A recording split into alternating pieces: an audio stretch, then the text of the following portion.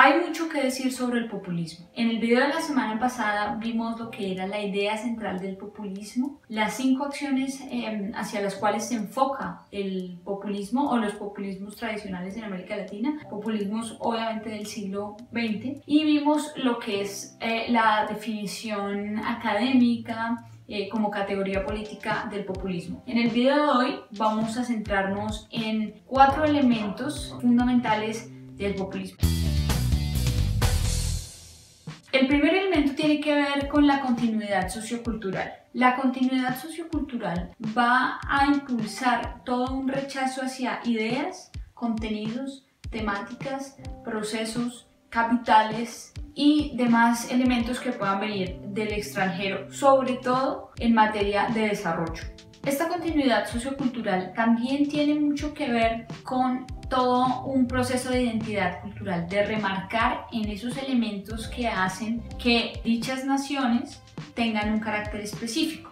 Por ejemplo, en el gobierno de Getúlio Vargas, lo que fue el fútbol y la samba fueron casi que políticas públicas enfocadas para que la gente entendiera que una manera de asimilar a un brasileño era asimilándolo con el fútbol o con la samba, es decir, son elementos culturales propios de esa nación que se exacerban para de alguna manera negar a agentes externos. Y eso en consecuencia le brinda una estructura cultural y una identidad fuerte a la nación que quiere construir el gobierno populista. El segundo elemento es el de la categoría educada del pueblo, lo que los rusos y lo que muchos teóricos políticos llamarían la inteligencia. La inteligencia hay que entenderla no tanto como un objeto de racionalización del populismo, es decir, de críticos de estas categorías populistas o de intelectuales que buscan, digamos, de alguna forma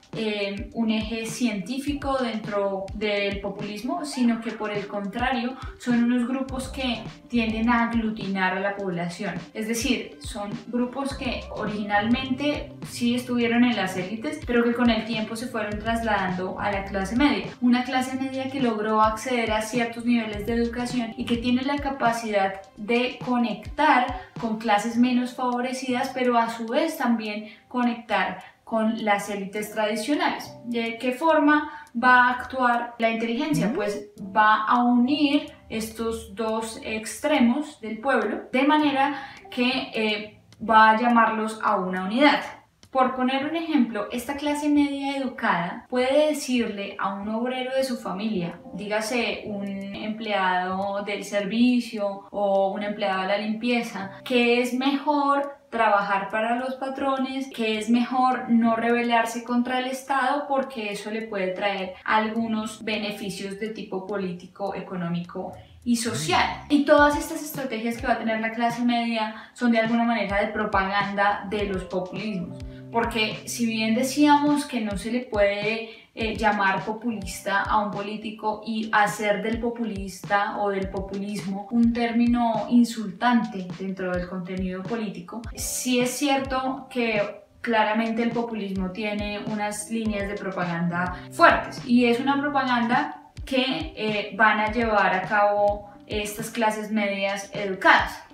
Schumpeter, por ejemplo, decía que la revolución no surgía de la nada y que necesariamente tenían que haber ciertos intelectuales que le explicaban a la población obrera, en el caso, por ejemplo, de la Revolución Rusa, que realmente necesitaban la revolución para avanzar. En el caso del populismo, la inteligencia no va a fragmentar, sino que va a aglutinar y va a explicarle tanto a las élites que tienen que comprender, digamos, el papel que tienen los obreros dentro de la sociedad, como a los obreros decirles la importancia de las élites dentro de una sociedad, de tal manera que no haya confrontaciones entre ellas. El tercer elemento tiene que ver con el papel central que va a tener el Estado. Si bien puede entenderse que haya unas confusiones entre populismo y nacionalismo, uno de los ejes que más diferencia esto es la categoría de Estado, porque no todos los nacionalismos buscan anclarse de la misma manera al Estado. En el caso del populismo, el Estado es fundamental porque aglutina a todo el pueblo hacia un único fin. En este caso, el fin fin será que no hayan esas divisiones, que no hayan esas rupturas, pero además que se le dé un sentido de nación al país. Muchas veces este papel central del Estado tiene una íntima conexión con el papel del dirigente. De ahí que, por ejemplo, en Argentina, muchos de las personas que apoyaban el peronismo no se consideraban tan argentinas como peronistas, es decir, más allá de sus filiaciones políticas y de su idea de nación, estaba muy fuertemente arraigada la idea de seguir al líder, y en este caso pues es Perón, y por tanto se hacían llamar peronistas, argentinos peronistas, es decir, es casi que una nominación de nación, es casi tan íntimo como llamarse nacional de cierto país, ¿cierto?